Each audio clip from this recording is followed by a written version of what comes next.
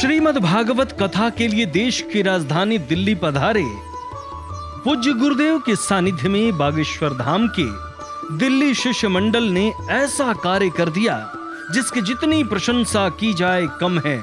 जैसा कि पूज्य गुरुदेव ने पहले ही बता दिया था, यहाँ पर एक ऐसी बेटी का विवाह किया जा रहा है जिसके पिता मजदूरी करते हैं और भागवत समिति की तरफ से उस बेटी का पाणी ग्रहण यहाँ से हो रहा है।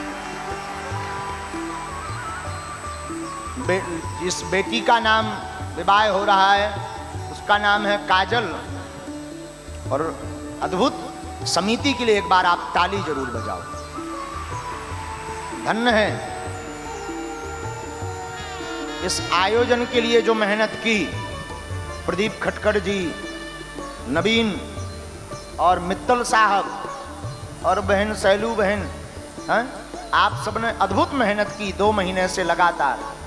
और अनूठा दिल्ली में जो आयोजन हो रहा, इसमें 4 चांद और भव्यता दिव्यता तब आ गई जब एक मजदूर पिता जिसकी 6 बेटियां हैं, उसकी यह दूसरे नंबर की बेटी है जो विवाह का खर्चा उठाने में असमर्थ है। उस बहन का पाणी ग्रहण इस पंडाल के मध्य से हो रहा है। यह अद्भुत कार्य होने जा रहा है।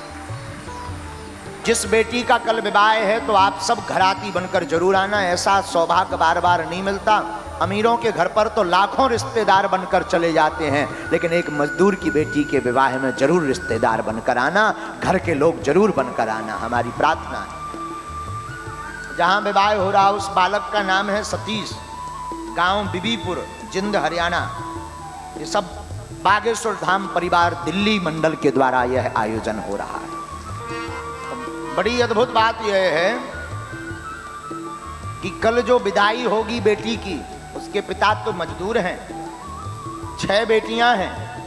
शायद इतने घराती बराती वो कभी स्वप्न में नहीं जोड़ पाते। और ये बात तो छोड़ो, बागेश्वर धाम शिष्य मंडल दिल्ली वालों ने उस बेटी की विदाई के लिए हेलीकॉप्टर की व्यवस्था रखी है।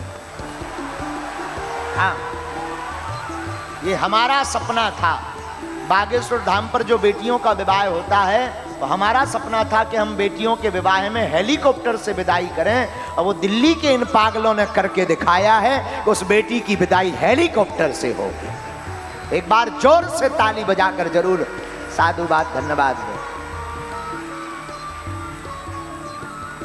और अब विदाई की घड़ी थी तो ससम्मान दिल्ली के शिष्य मंडल ने धूमधाम से बेटी का विवाह भी संपन्न करवाया और हेलीकॉप्टर से विदा भी किया।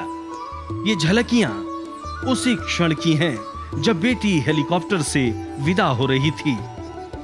यकीनन हमारे समाज में जब इसी प्रकार से सद्प्रेरणा से लोग प्रभावित होंगे तो यकीनन किसी भी बेटी के विवाह में अर्थ के बगैर कोई रुकावट नहीं आएगी।